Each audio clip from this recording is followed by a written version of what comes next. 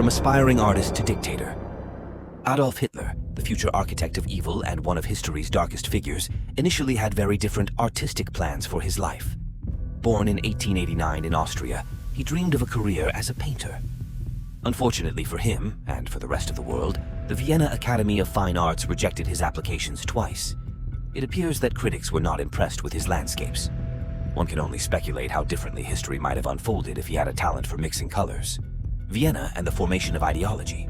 Devoid of hope for an artistic career, Hitler moved to Vienna, where he lived on the edge of poverty, selling his watercolors to tourists. It may have been in the shadows of Vienna's tenements that he began to form his extreme nationalist and anti-Semitic views.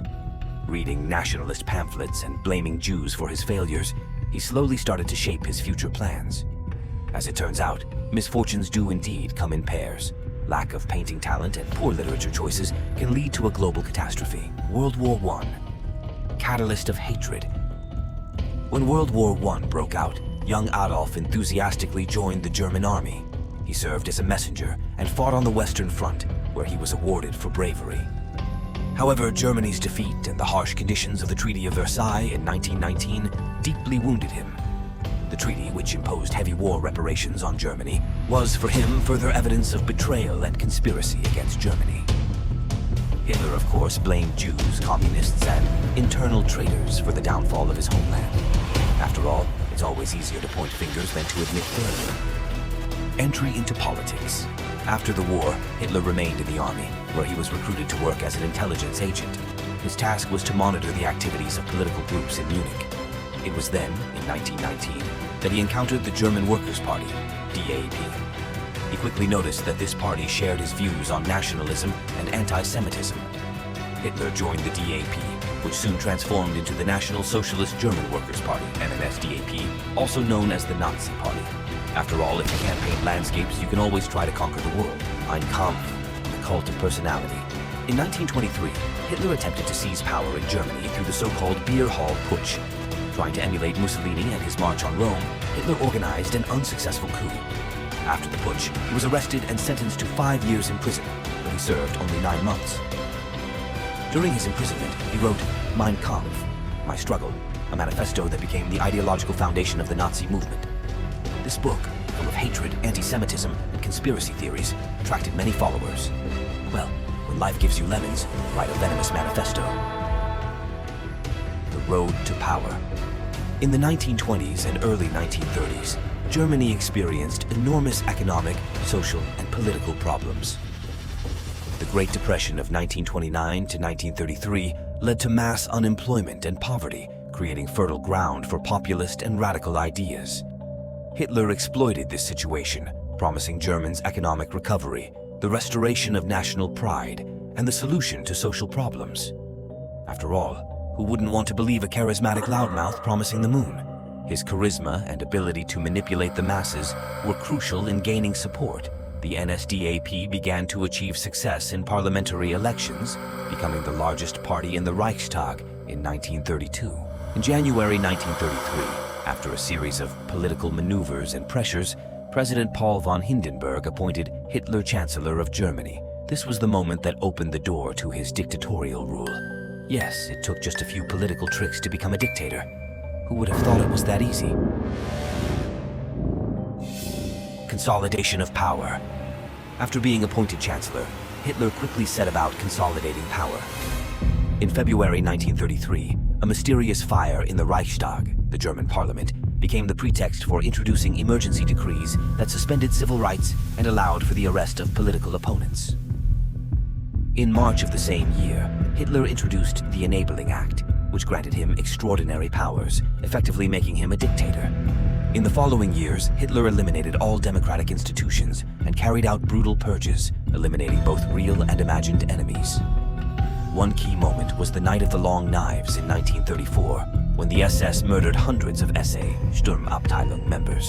The paramilitary organization that had helped Hitler come to power, but whose leaders had begun to pose a threat to his rule. After all, when your friends become too ambitious, it's best just to get rid of them. Creation of the cult of personality. With absolute power, Hitler built a cult of personality around himself.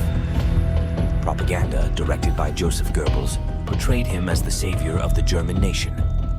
Media media, education, and culture were controlled by the state and used to spread Nazi ideology. All this aimed to create an image of Hitler as an infallible leader to whom the nation should trust and worship without question. After all, who wouldn't want to worship a man with such a grand vision of the future?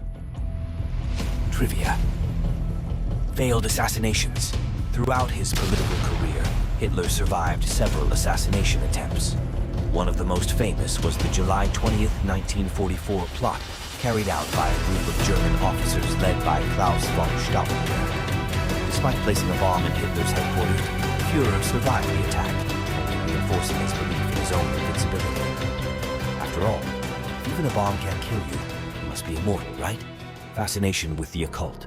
Hitler and some of his closest associates, including Heinrich Himmler, had occult interests. Himmler, in particular, sought artifacts like the Holy Grail or the Spear of Destiny, believing they would bring supernatural power to the Third Reich. It turns out that once you control an army and half of Europe, you start looking for power in magical artifacts. After all, who wouldn't want to be a Jedi Knight in a Nazi edition? T4 program. Before the Holocaust, Nazi Germany initiated a euthanasia program known as Action T4, aimed at cleansing society of those deemed unworthy, such as the physically and mentally disabled. This program was a prelude to the later mass murders in extermination camps. The Nazis, instead of stopping at cleansing society of undesirable individuals, decided to go on a mass scale, perfecting their killing techniques. As they say, practice makes perfect, right? Chapter 2. The March to War. Remilitarization of the Rhineland. Freshly in power in 1933, Hitler enthusiastically set about implementing his grand plan to rebuild and expand Germany. The first step was to break the provisions of the Treaty of Versailles, which strictly prohibited Germany from maintaining military forces in the Rhineland. Thus, in 1936, German troops unceremoniously marched into the Rhineland. Did anyone care? Of course not. The world's powers, mainly France and Britain, were too busy expressing deep concern and drafting a few diplomatic notes. France, though directly threatened, refused to intervene without British support, and the British had no desire to engage in a conflict over a region they considered insignificant. Bravo, Hitler. You've made the world look like a bunch of wimps. Anschluss of Austria. After the success in the Rhineland, Hitler's appetite grew. In March 1938, German troops marched into Austria, completing the Anschluss, or annexation, of the country. How did the Austrians react? They welcomed the German troops with flowers and cheers, because after all, who wouldn't want to join the joyful march to destruction? Hitler, a proud Austrian by birth, triumphantly entered Vienna, greeted as a national hero. The international community reacted, predictably, with a lack of reaction. Some countries recognized the Anschluss as an internal matter between Germany and Austria. Once again, Hitler took advantage of the international community's indecisiveness to pursue his ambitious plans: Munich and Czechoslovakia. Next, Hitler turned his attention to Czechoslovakia, specifically the Sudetenland region, inhabited by a large German minority. Of course, he claimed that the Germans in the Sudetenland were persecuted and demanded their protection. In 1938, during the Munich Conference, British Prime Minister Neville Chamberlain, French Prime Minister Édouard Daladier, Italian dictator Benito Mussolini, and Hitler signed an agreement allowing Germany to annex the Sudetenland. Chamberlain returned to London, proclaiming "Peace for our time," convinced that appeasing Hitler would prevent further aggression. As it turned out, it was just a brief pause before an even greater catastrophe. Encouraged by another success without a fight, Hitler continued his expansion. In March 1939, he occupied the rest of Czechoslovakia, breaking the promises made in Munich. Chamberlain must have felt really foolish when he realized that his peace was nothing more than another step towards war. Trivia and conclusions. Rhineland. The decision to remilitarize the Rhineland was made despite opposition from some German military commanders who feared a French reaction. However, Hitler took the risk and won, strengthening his position in the country, risking everything and winning. It's almost like poker, except the stakes were the future of Europe. Anschluss. Hitler personally chose the date of the annexation of Austria, March 12, 1938. He considered this day symbolic because it was the anniversary of the failed Nazi coup in Austria in 1934.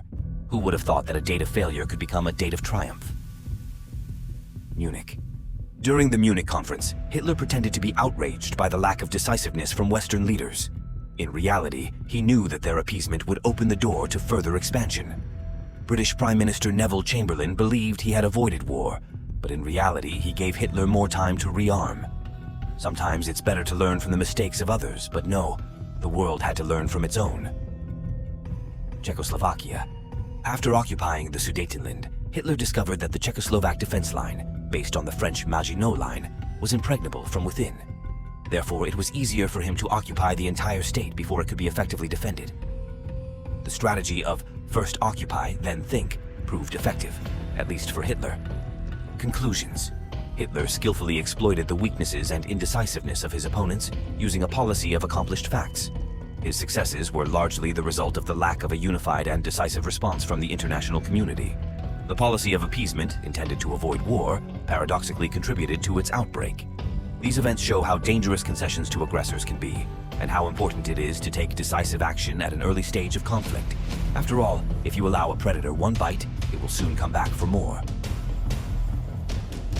Chapter 3. The beginning of World War II. Invasion of Poland. On September 1st, 1939, Adolf Hitler concluded that it was the perfect time for another brilliant move, the invasion of Poland. Without formally declaring war, the German army, using its favorite Blitzkrieg tactics, lightning war, attacked Poland. Blitzkrieg, straight out of a textbook on how to surprise your neighbor and destroy his house, involved a swift and surprising air attack, artillery support, and rapid tank movements designed to completely disorganize the opponent. Poland, though fighting heroically, stood little chance against the well-equipped and organized German war machine, aided by the Soviet Friends, who, according to the Molotov-Ribbentrop Pact, entered Poland from the east on September 17, 1939. Thus, Poland, fighting two giants simultaneously, had to surrender. Of course, as good neighbors do, Germany and the USSR divided Poland like a tasty birthday cake, the world's reaction. The attack on Poland was a true shock to the international community, which, until the last moment, deluded itself that Hitler might not decide on another war. Britain and France, despite their previously pursued policy of appeasement, finally had to react. On September 3, 1939, both powers graciously declared war on Germany, thus entering a conflict that would turn into a global cataclysm known as World War II. Isn't it touching? This decision, though belated, marked the end of appeasement and the beginning of organized resistance against German aggression. Blitzkrieg and conquests, lightning war in Western Europe. Seeing that Blitzkrieg worked, Hitler decided to continue his military strategy displays. After the swift conquest of Poland, German forces turned west. In April 1940, Germany attacked Denmark and Norway, seizing control of these countries in record time. It was a strategic move to secure iron ore supplies from neutral Sweden and gain naval and air bases for further operations in Europe. In May 1940, Germany began its invasion of Belgium, the Netherlands, and Luxembourg, followed by France. Thanks to speed and surprise, German forces easily broke through the defense lines of their opponents. The French army, considered one of the most powerful in Europe, was surprised and crushed within weeks. German tanks bypassed the formidable Maginot Line, attacking through the poorly defended Ardennes. Paris fell on June 14, 1940, and France soon signed an armistice, agreeing to occupation. It was almost like a fashion show where Germans paraded through Europe in the latest tank models. Battle of Britain. After the fall of France, Hitler turned his attention to Britain. Operation Sailor, Sea Lion, the plan for the invasion of the British Isles, required gaining air superiority. Thus began the Battle of Britain, a series of intense air raids conducted by the German Luftwaffe against the British RAF. Despite initial successes, the British, thanks to advanced radar technology and the heroic defense by RAF pilots, managed to repel the attacks.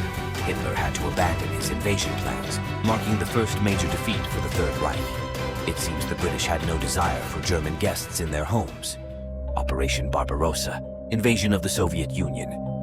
In 1941, convinced of his infallibility, Hitler decided to attack the Soviet Union, his erstwhile ally from the Molotov-Ribbentrop Pact.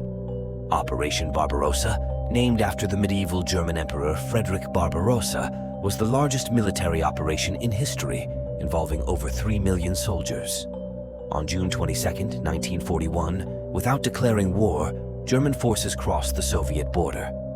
Initially, the Germans achieved spectacular successes, capturing vast territories and inflicting heavy losses on the Red Army. However, they did not foresee one thing: the Russian winter. German troops, unprepared for the cold and stretched over long supply lines, began to suffer from a lack of supplies, winter equipment, and increasing Soviet resistance.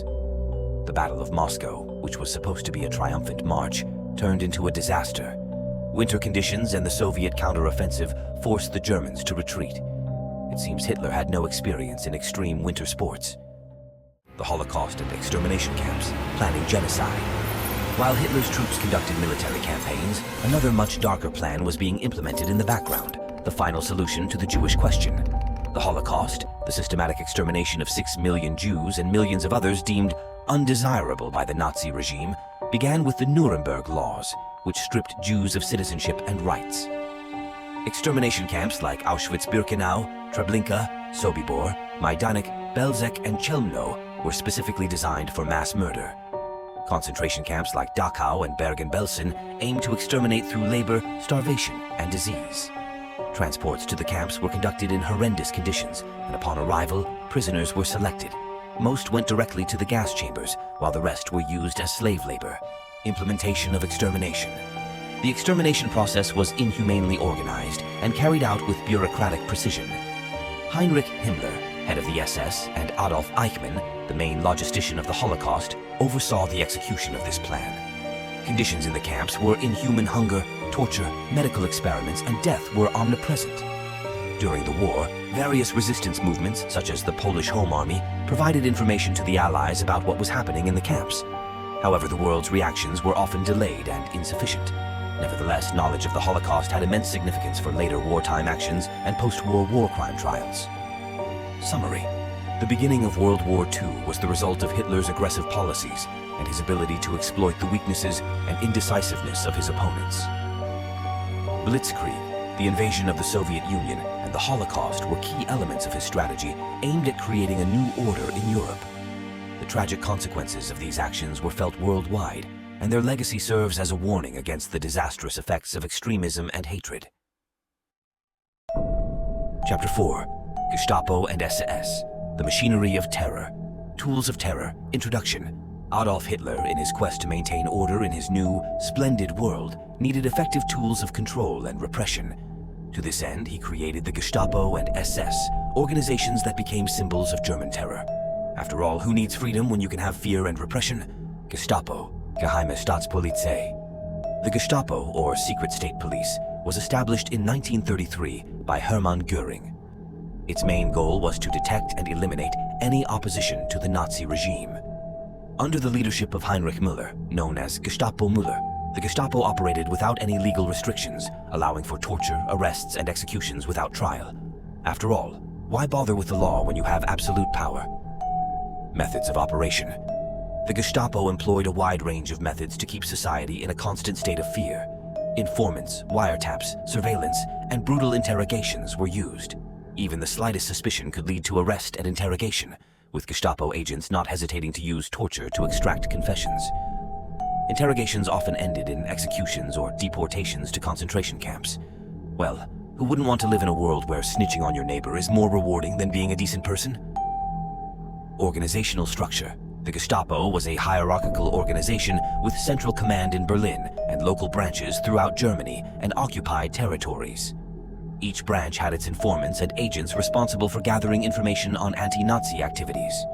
Since power needs many ears and eyes, the Gestapo had plenty of them. Great fear. The Gestapo instilled fear in German society.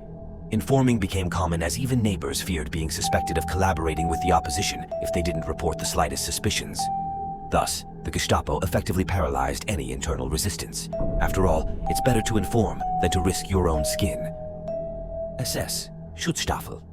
The SS, or Schutzstaffel, was a paramilitary organization initially serving as Hitler's personal guard. Over time, under Heinrich Himmler's leadership, the SS transformed into the main tool of terror and repression of the German regime. It seems every dictator needs his own private army of fanatics. Development and structure: the SS was founded in 1925 as a protective unit for the NSDAP. Under Himmler's leadership, the SS grew into a powerful organization controlling not only internal security, but also conducting military operations and overseeing the concentration camp system. At its peak, the SS had about 900,000 members. Recruitment for evil seemed to be going quite well. Functions and tasks. The SS performed many functions. The Waffen-SS, the armed wing, participated in frontline battles. The Einsatzgruppen, special SS units, were responsible for mass executions behind the front lines, mainly of Jews, Roma, and Communists. The Allgemeine SS, the general SS unit, handled administration and oversight of concentration camps. Who would have thought that one organization could do so much evil at once? Camp system. The SS was responsible for overseeing and managing concentration and extermination camps. Heinrich Himmler supervised the entire system, including camps like Auschwitz, Treblinka, Majdanek, and Sobibor. Conditions in the camps were inhumane. Prisoners were forced into hard labor, starved, tortured, and systematically murdered in gas chambers. Isn't it a wonderful example of how far human cruelty can reach? Indoctrination and brutality. SS members were carefully selected and subjected to intense indoctrination to ensure their complete dedication to Nazi ideology. Training included physical fitness, brutality, and ruthlessness. Himmler emphasized racial purity among SS members, reflecting his obsession with eugenics and pseudo-scientific racial theories. After all, racial purity is the key to the success of any brutal organization, right? Trivia and conclusions. Internal purges. The SS conducted several internal purges to eliminate any suspected disloyalty or racial impurity. Himmler personally oversaw these purges to maintain the purity of the organization. After all, how can you rule without paranoid fear of betrayal? Influence of the occult. Himmler was fascinated by the occult and ancient Germanic rituals. Wewelsburg Castle, the SS headquarters, was intended to become the center of a new, orderly elite to rule the future empire. Who wouldn't want their own castle full of mystical secrets? Secret Project Lebensborn. The Lebensborn program was one of the most mysterious SS projects, aimed at breeding children of pure Nordic descent. Women of pure race were encouraged to bear children for the SS, often in special maternity homes. When you control everything else, why not try to control births too? Conclusions. The Gestapo and SS were the foundation of Nazi terror. Their brutality, ruthlessness, and ability to instill fear allowed Hitler's regime to effectively control both German society and occupied territories. These organizations symbolize the darkest side of human nature, showing what individuals and institutions are capable of in the name of ideology and power. The stories of the Gestapo and SS serve as a warning against unchecked power and extremism. Chapter 5. Resistance Movements. Heroes of Dark Times. While the German war machine seemed unstoppable and the Gestapo and SS spread terror, not everyone succumbed to despair and fear. Throughout occupied Europe, resistance movements emerged, fighting the Nazis in many ways. Sabotage, intelligence, assassinations, and direct guerrilla warfare. Their heroism, sacrifice, and determination played a crucial role in weakening German domination and contributed to the Allies' ultimate victory.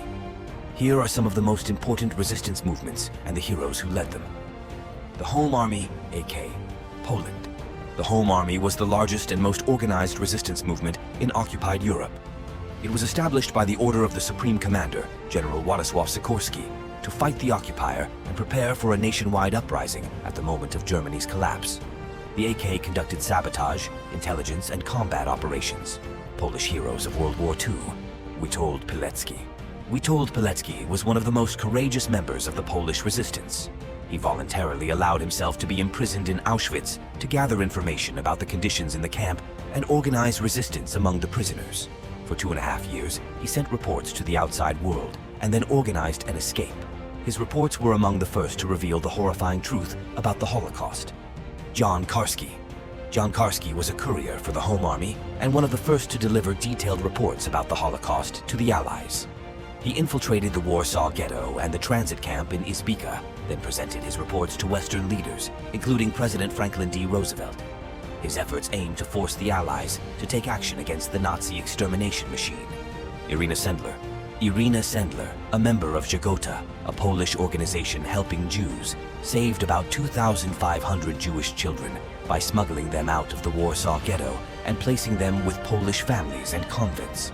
Risking her life, she smuggled children out of the ghetto and provided them with false documents to survive outside its walls. Henryk Dobrzański Hubal. Major Henryk Dobrzański, known as Hubal, was the commander of a partisan unit that continued to fight the Germans after the regular Polish forces capitulated in 1939. His unit, the Hubalscy, conducted sabotage and combat actions against the occupier, becoming a symbol of Polish resistance. Stanisław Maciek. General Stanisław Maciek was the commander of the 1st Armored Division, which fought alongside the Allies on the Western Front.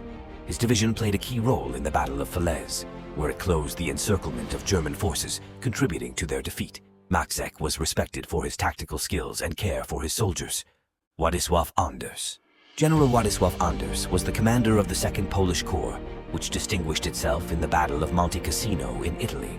Under his command, the Poles captured the Monte Cassino monastery, opening the way for the Allies to Rome.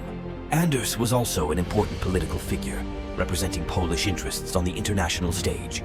Zofia Kosak-Szczutka. Zofia Kosak-Szczutka was a writer and social activist, co-founder of Żegota, which helped save Jews during the Holocaust. She engaged in underground activities and wrote articles aimed at raising awareness of the atrocities committed by the Nazis. Christina Skarbek. Christina Skarbek, also known as Christine Granville, was an agent of the British Special Operations Executive, SOE. As one of the most effective intelligence agents, she took part in missions in Poland, France, and the Middle East. Her courage and intelligence skills earned her respect and admiration among the Allies. Tadeusz Kościuszko. Although better known from earlier years as a national hero of Poland and the United States during World War II, Tadeusz Kościuszko became a symbol of the fight for freedom and independence, inspiring many Poles to resist the Nazis. Elżbieta Zawacka Zo. Elżbieta Zawacka was the only female Chico Chemni, specially trained for combat and sabotage missions. As a courier for the Home Army, she crossed borders and delivered vital information between Poland and the government in exile in London. After the war, she became a professor and social activist. Bolesław Piasecki. Bolesław Piasecki, leader of the National Armed Forces, a clandestine organization that fought both the German occupiers and the communist partisans. The National Armed Forces carried out numerous sabotage and diversionary actions, and Piasecki became one of the most recognizable leaders of the resistance movement. Antoni Kruskiel Monter. General Antoni Kruskiel, known as Monter, was the commander of the Warsaw Uprising in 1944. His determination and leadership skills inspired the inhabitants of the capital to fight for freedom, despite overwhelming German forces. Witold Urbanowicz. Witold Urbanowicz was one of the leading fighter aces in the Polish Air Force, fighting in the Battle of Britain. As the commander of Squadron 303, he shot down many German planes, earning fame and recognition among Allied pilots. Jan Nowak Jeziorański. Jan Nowak Jeziorański was a courier for the Home Army and one of the most famous Polish emissaries. He repeatedly traveled across Europe, delivering important information between Poland and the government in exile. After the war, he became a well-known journalist and political activist. Mieczysław Bień. General Mieczysław Bień was the commander of the Polish armed forces in the West. He fought in the Norwegian campaign and then on the Western Front, contributing to Allied victories. His dedication to the Polish cause and command skills were highly valued by the Allies. Władysław Sikorski. General Władysław Sikorski was the Prime Minister of the Polish government in exile and Commander-in-Chief of the Polish Armed Forces. His leadership and efforts on the international stage were crucial for gaining Allied support for the Polish cause. He died in a plane crash in Gibraltar in 1943, which was a severe blow to Poland. Tadeusz Zawadzki Zośka. Tadeusz Zawadzki was one of the leaders of the Grey Ranks, a clandestine scout organization fighting the occupier.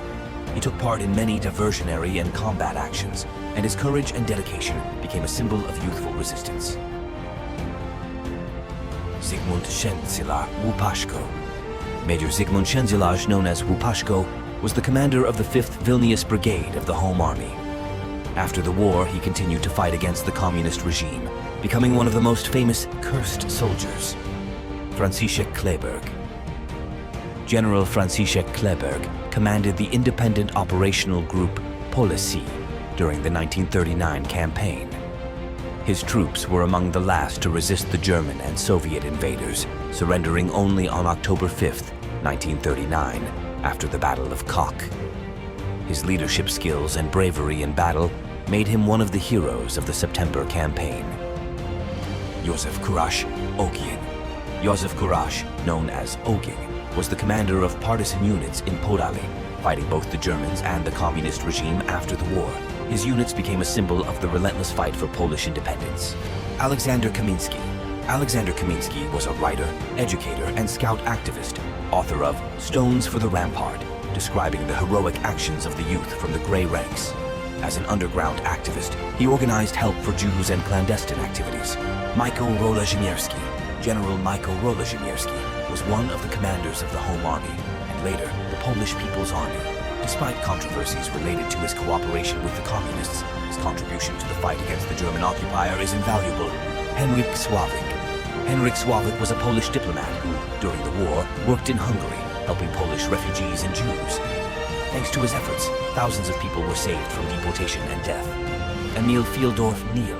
Brigadier General Emil Fieldorf, known as Neil, was one of the most distinguished commanders of the Home Army. After the war, he was arrested by the communist authorities and sentenced to death in a show trial. His heroism and sacrifice became a symbol of the fight for a free Poland.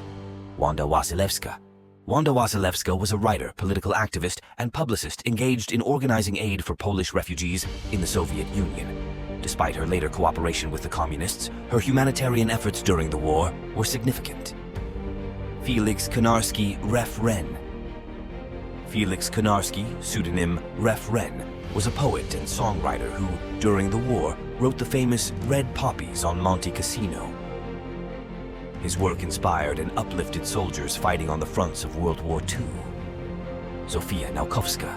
Zofia Naukowska was a writer and social activist, author of Medallions, a collection of reports and stories about the Holocaust. Her works contributed to commemorating the victims of the war and German crimes. Stanisław Sosabowski. General Stanisław Sosabowski was the commander of the 1st Independent Parachute Brigade, which participated in Operation Market Garden. His brigade fought alongside the Allies, and Sosabowski was respected for his leadership skills and determination. Maximilian Maria Kolbe. Father Maximilian Maria Kolbe, a Franciscan who gave his life for a fellow prisoner in the Auschwitz concentration camp. His sacrifice became a symbol of Christian love and dedication. Kolbe was canonized by the Catholic Church and is considered one of the greatest moral heroes of World War II. Jan Rodowicz Anoda. Jan Rodowicz, pseudonym Anoda, was one of the most famous soldiers of the Grey Ranks and the Home Army. He participated in many combat actions, including the assassination of SS General Franz Kuchera. After the war, he was arrested by the communist authorities and died under mysterious circumstances during the investigation. Władysław Raganisz. Captain Władysław Raganisz, the commander of the defense of Wisna, known as the Polish Thermopylae. His heroic defense against overwhelming German forces became a symbol of Polish resistance and sacrifice. Conclusion. The Polish heroes of World War II are individuals who, through their courage, sacrifice, and determination, fought for Poland's freedom and independence. Their actions had a significant impact on the course of the war and constitute an unforgettable contribution to world history. Each of them deserves remembrance and respect for their struggle against totalitarianism and occupation. French resistance, La Résistance. The French resistance was a complex conglomerate of various organizations and groups operating throughout the country. Their activities included gathering intelligence, sabotaging military infrastructure, and organizing assassinations of German occupation forces. Charles de Gaulle. After the fall of France, de Gaulle fled to Britain, where he organized the Free French movement and led the resistance efforts. His broadcasts from London provided encouragement and inspiration for the French to continue fighting. Jean Moulin. Moulin was a key figure in the French resistance. He established the National Council of the Resistance, uniting various resistance groups. He was captured and tortured by the Gestapo, but never betrayed his comrades. Violette Sabo, a British agent of the Special Operations Executive, SOE, Szabo operated in France, organizing sabotage and diversionary actions. She was captured and killed in the Ravensbrück concentration camp. Yugoslav resistance. In Yugoslavia, the resistance was dominated by communist partisans led by Josip Broz Tito. Yugoslav partisans waged a guerrilla war against German, Italian, and Croatian collaborationist forces, inflicting heavy losses on them. Josip Broz Tito. Tito was the charismatic leader of the Yugoslav resistance. His partisan units were well organized and effective in fighting the occupation forces. After the war, Tito became the president of Yugoslavia, Draza Mihailović, commander of the Chetniks, a monarchist resistance movement. Despite initial successes, his units were often in conflict with Tito's partisans, weakening the overall resistance against the occupiers. Greek resistance. In Greece, the resistance consisted of many factions, including the communist ELAs, Greek People's Liberation Army, and nationalist, National Democratic Greek League. Both groups conducted intense guerrilla operations against German and Italian occupation forces. Aris Velouchiotis, leader of ELAs, who organized numerous sabotage operations and attacks on occupation forces. Velouchiotis was known for his ruthlessness and determination. Napoleon Zervas, commander of EDS, who conducted successful guerrilla operations, often collaborating with British SOE agents. Dutch resistance. The Dutch resistance consisted of many small groups that conducted intelligence, sabotage, and helped hide Jews and escaped Allied pilots. Willem Arendeus, a Dutch artist and resistance member who organized an attack on the Amsterdam Records Office to prevent the Germans from tracking down Jews. He was captured and executed, but his actions were significant for the Dutch resistance. Fritz Philips, director of the Philips factory, who helped hide many Jews and resistance members in his facilities. Italian resistance. In Italy, the resistance consisted mainly of communist partisans who conducted guerrilla operations against German occupiers and fascist collaborators. Ferruccio Pari, one of the leaders of the Italian resistance who became Prime Minister of Italy after the war. Carlo Azeglio Ciampi, a member of the Italian resistance who held many important state positions after the war, including President of Italy. Conclusions. Resistance movements across Europe played a crucial role in the fight against the Nazi occupier. Their activities were not only acts of heroism, but also had a real impact on weakening the German war machine. The heroes of these movements, often operating in extremely difficult conditions, demonstrated extraordinary courage and determination. Their sacrifices and actions were fundamental to the later successes of the Allies and the ultimate defeat of the Germans. The stories of these people are a testament to the human spirit that does not give up even in the darkest times. Chapter 6. The most important Allied agents. Jan Karski, Polish courier. Jan Karski was one of the most extraordinary heroes of the resistance movement. Born in 1914 in Łódź, Karski studied law and diplomacy in his youth. When World War II broke out, he immediately joined the fight against the German occupier. As a courier for the Home Army, Karski repeatedly slipped across borders, carrying secret documents and information. In 1942, he was assigned a highly dangerous mission to travel to the West and deliver detailed reports on the Holocaust and the situation in occupied Poland to the Allies. He infiltrated the Warsaw Ghetto, witnessing the tragic living conditions of Jews firsthand. Disguised as a guard, he then entered the transit camp in Izbica. After making his way to London and later to Washington, Karski met with many influential figures, including President Franklin Roosevelt. His detailed reports on the extermination of Jews were among the first evidence of the Holocaust to reach the West. Despite this, his appeals for immediate action met with limited response. Karski later became a professor at Georgetown University, but his heroic efforts to inform the world about the war's atrocities remained unforgettable. Virginia Hall, American agent. Virginia Hall was one of the most extraordinary figures in intelligence history during World War II. Born in Baltimore in 1906, Hall lost part of her leg in a hunting accident, which did not stop her from becoming one of the most effective agents of the Allies. With a prosthesis she called Cuthbert, Hall joined the British Special Operations Executive, SOE. Hall operated mainly in France, organizing resistance, training fighters, and coordinating supply drops. Despite her disability, she was highly effective and elusive, earning the Gestapo's label as the most dangerous spy. After the Allied landing in Normandy, Hall continued her work, providing valuable intelligence and supporting the resistance until the liberation of France. After the war, Hall became one of the first women to work for the CIA. Nancy Wake. The White Mouse. Nancy Wake, known as the White Mouse, was one of the most wanted SOE agents by the Gestapo. Born in New Zealand and raised in Australia, Wake moved to Europe and joined the fight against the Nazis. Her nickname came from her incredible ability to avoid capture by the Germans. Wake operated mainly in France, organizing sabotage, attacks on German installations, and assisting in the organization of arms drops for the resistance. Her bravery and combat skills were legendary. After one of the attacks, Wake, despite being sought after, walked across the Pyrenees to Spain to avoid capture. After the war, Wake was awarded the highest military honors by Britain, France, and the USA. Klaus Fuchs, German physicist. Klaus Fuchs was a German physicist who played a key role in the Manhattan Project, the program aimed at developing the American atomic bomb. Fuchs, who fled Nazi Germany to Britain, became a British citizen and soon joined the team of scientists working on the atomic bomb in the USA. However, Fuchs had a secret. He was an agent of Soviet intelligence. Throughout his work on the Manhattan Project, he passed key information about the progress of atomic bomb research to the Soviet Union. His betrayal was discovered only after the war, leading to his arrest in 1950. The information Fuchs provided accelerated the development of the Soviet atomic program, significantly affecting the balance of power during the Cold War. Pivotal battles. Battle of Stalingrad, 1942 to 1943. The Battle of Stalingrad is considered one of the most important turning points of World War II.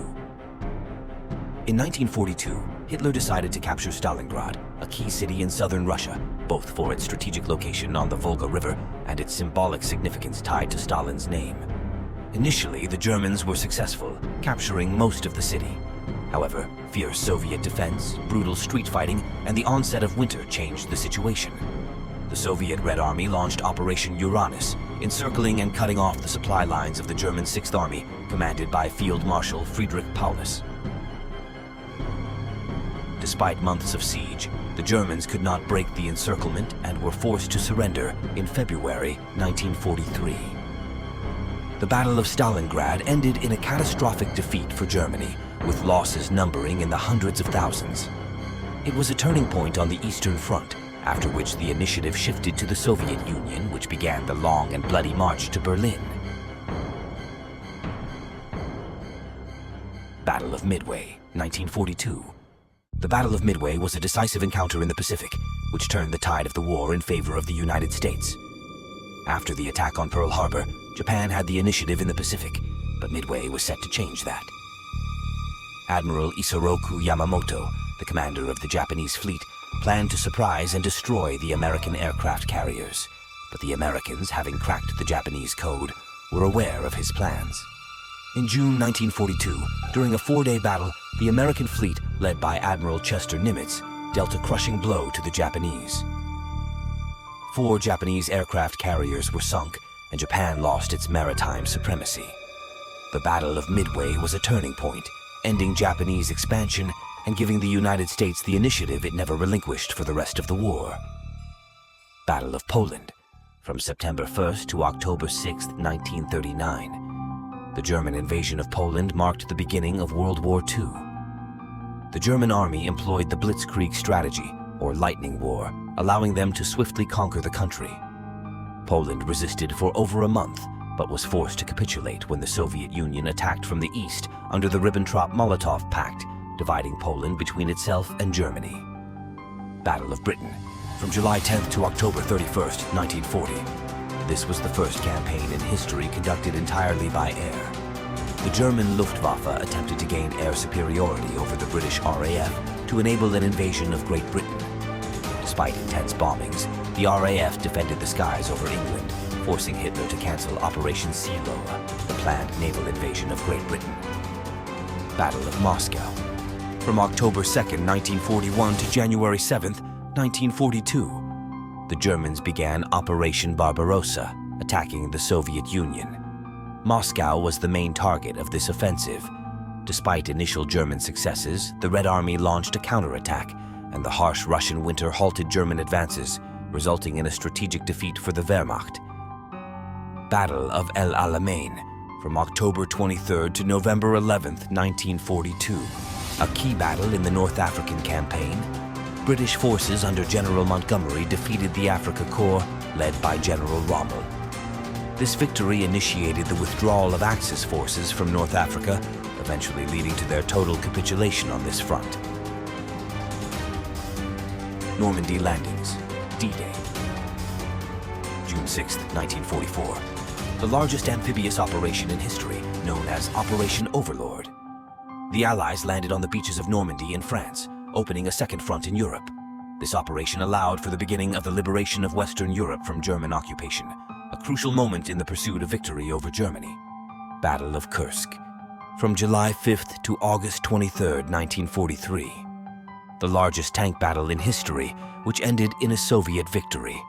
This battle halted the last major German offensive on the Eastern Front and began the steady retreat of the Wehrmacht westward, ultimately leading to their defeat. Battle of the Bulge, from December 16, 1944 to January 25, 1945. The last major German offensive on the Western Front. The Germans attempted to break through the Allied lines and capture Antwerp. Despite initial successes, the Allies managed to stop the offensive and eventually launched a counterattack, hastening the end of the war in Europe. Battle of Berlin, from April 16th to May 2nd, 1945. The last major battle of World War II in Europe. The Red Army attacked the capital of the Third Reich, with street fighting being extremely fierce. The surrender of Berlin practically marked the end of the war in Europe. Adolf Hitler committed suicide, and Germany unconditionally surrendered on May 8, 1945. Interesting facts about Nazis and World War II, hidden histories and legends, Hitler and the occult. Many legends and myths surround the figure of Adolf Hitler, one of the most fascinating being his alleged interest in the occult. Although many of these stories are hard to verify, some have their roots in actual events and characters. Thule Society. This secret society believed in the existence of a lost Aryan race and mystical powers. Many influential NSDAP figures, including Rudolf Hess, had ties to the Thule Society. This society played a role in shaping Nazi ideology, particularly concerning racism and anti-Semitism. The society organized meetings where Nordic mythology, the occult, and pseudo-scientific racial theories were discussed. Hitler and astrology. Some sources claim that Hitler was influenced by astrologers. Karl Ernst Kraft, a Swiss astrologer, claimed to have predicted the assassination attempt on Hitler in 1939. As a result, Hitler, though publicly condemning astrology and the occult, privately used the services of astrologers and clairvoyants. Astrologers like Kraft provided Hitler with horoscopes that were said to influence his political and military decisions. Enigma and cryptology. One of the most spectacular successes of the Allies was breaking the Enigma code, the German encryption machine. Polish cryptologists Marian Rejewski, Jerzy Rojicki, and Henryk Zygalski played a crucial role in this achievement. As early as the 1930s, Poles developed methods for breaking Enigma codes, and in 1939 passed their findings to the British. At Bletchley Park, the British Cryptology Center, Alan Turing and his team continued the Poles' work, enabling the Allies to read German messages, significantly influencing the war's outcome, including victories in battles such as the Atlantic and Normandy. Operation Greif. Operation Greif was a secret mission during the Battle of the Bulge in 1944, led by Otto Skorzeny, one of the most important German commandos. The plan involved infiltrating Allied lines by German soldiers disguised in American uniforms. Their task was to cause confusion, spread misinformation, and sabotage. The operation was partially successful, causing chaos and distrust among Allied soldiers, but many of these agents were captured and executed. Underground factories. As Allied bombings intensified, Germany moved part of its war production to underground factories. The most famous of these is Mittelwerk, where V-2 rockets, the world's first ballistic missiles, were produced. Work in these factories was carried out by concentration camp prisoners who worked in inhumane conditions. Mortality among the workers was very high, and the working conditions were extremely harsh. Wunderwaffe, wonder weapons. The Germans were working on many technologically advanced projects that were supposed to change the course of the war. Here are a few of them. **** V1 and V2 rockets. V-1 was the world's first cruise missile, while V-2 was the first ballistic missile. Developed by Werner von Braun and his team, the V-2 could reach speeds exceeding the sound barrier and hit targets in London and Antwerp. Sun Gun. One of the more fantastical projects was the Sun Gun, a massive orbital mirror intended to focus sunlight on Earth, destroying enemy cities. The project remained in the realm of science fiction, but shows the extreme ideas considered by the Nazis.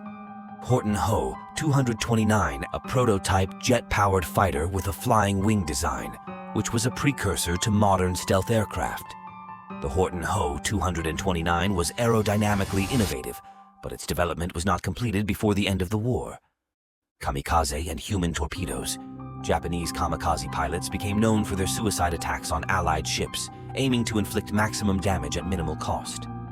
Pilots deliberately crashed their planes into Allied ships, causing severe damage. Less known are the Japanese human torpedoes Kaiten, manned torpedoes that the pilot would direct at the target, knowing he would not survive the mission. Kaiten were mainly used against Allied ships to spread fear and destruction. Ties with gangsters. During the war, the Allies did not hesitate to collaborate with criminal syndicates to achieve their goals. For example, the Mafia allegedly helped the Allies in the invasion of Sicily in 1943, providing intelligence and organizing sabotage against Italian forces. Charles Lucky Luciano, a famous gangster, supposedly assisted the U.S. Navy in operations in Sicily in exchange for a reduced prison sentence. Summary.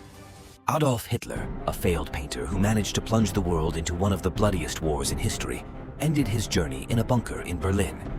His dreams of a great empire turned to dust, leaving a legacy of millions of victims and a devastated continent. This story shows how one person can completely ruin the world.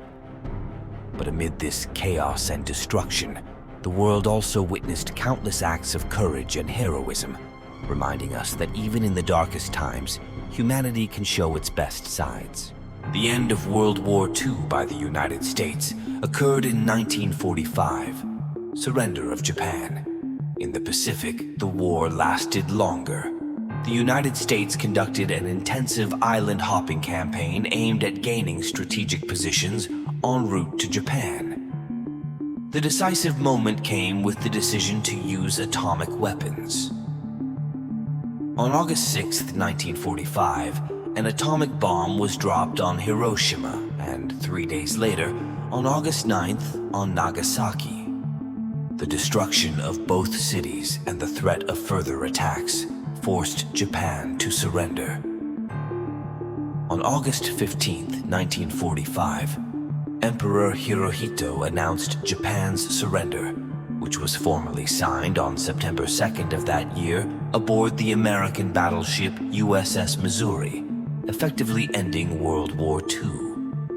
The United States played a crucial role in ending the conflict on both fronts, solidifying its position as one of the world's leading powers.